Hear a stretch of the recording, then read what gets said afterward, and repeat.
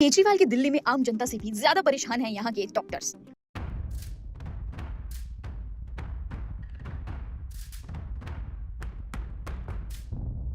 जनता की अदालत से पैरामेडिकल स्टाफ और मोहल्ला क्लिनिक के डॉक्टर केजरीवाल के खिलाफ प्रदर्शन कर रहे हैं। डॉक्टर्स जनता की अदालत में केजरीवाल के खिलाफ प्रदर्शन करने और अपनी मांगे रखने आए हैं। उन्होंने दावा किया कि मोहल्ला क्लिनिक में उन्हें उचित वेतन, छुट्टियां, इंफ्रास्ट्रक्चर और मैटरनिटी लीव्स नहीं मिलती हैं। उन्होंने ये भी दावा किया कि उन्होंने पिछले 5 वर्षों से अपनी आवाज उठाने की कोशिश की, लेकिन उनकी बात नहीं सुनी गई या उनकी आवाज दबा दी गई।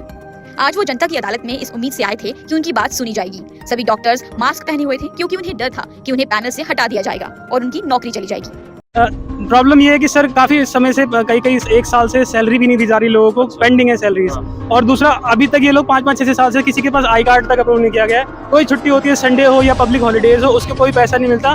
कोई महिला प्रेग्नेंट हो जाए, उसको अगर छुट्टी चाहिए तो अगर वो छुट्टी करती है तो उसको डीएमपैनल यानी नौकरी से निकाल दिया जाता है।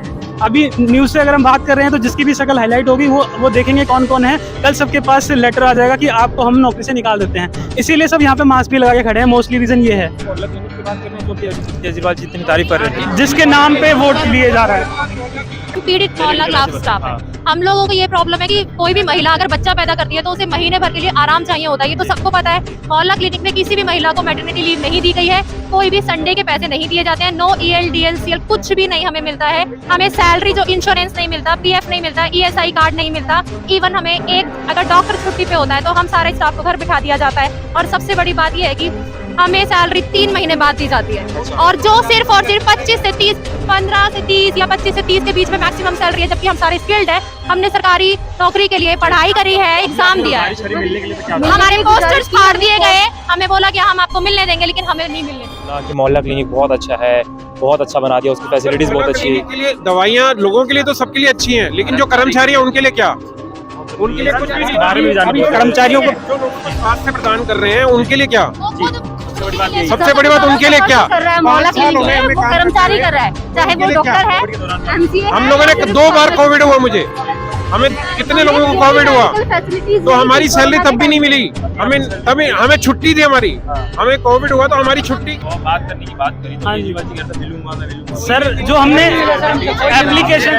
एप्लीकेशन जो हमने लिखी है उस पर साइन करवाए, वो एप्लीकेशन तक फाड़ दी। हम कोई प्रोटेस्ट नहीं कर रहे थे, हम आराम से शांति से अपनी बात रखने आए थे। हम यही चाहते थे कि हम उनसे अपनी रिक्वेस्ट लेके आए थे। हम कोई प्रोटेस्ट फाड़े गए हैं। हम अपनी रिक्वेस्ट लेके आए थे, कोई प्रोटेस्ट नहीं कर रहे थे हम लोग।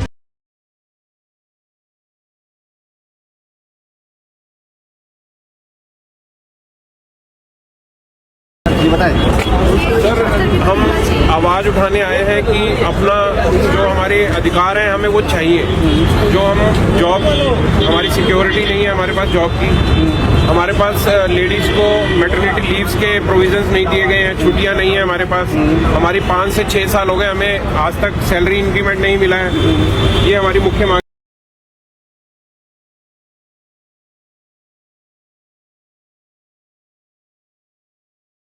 अपनी मांगों को मनवाने के लिए यहाँ पर आए हैं। ठीक है, ये सारी की सारी मांगे हमारे जितने भी पोस्टर बैनर है सब पे लिखी हुई है। एक शांति यात्रा है। इसमें जो सबसे पहला अधिकार हमारा है वो है समान काम समान वेतन। हमारे साथ एक तरह से डिस्क्रिमिनेशन होता है, जिसके अंदर हर किसी को एक जैसा सैलरी नहीं मिलती है। सैलरी जो है सबकी अलग अलग है। ठीक है ना, किसी की कम है, किसी की ज़्यादा है, जो कि समान होनी चाहिए।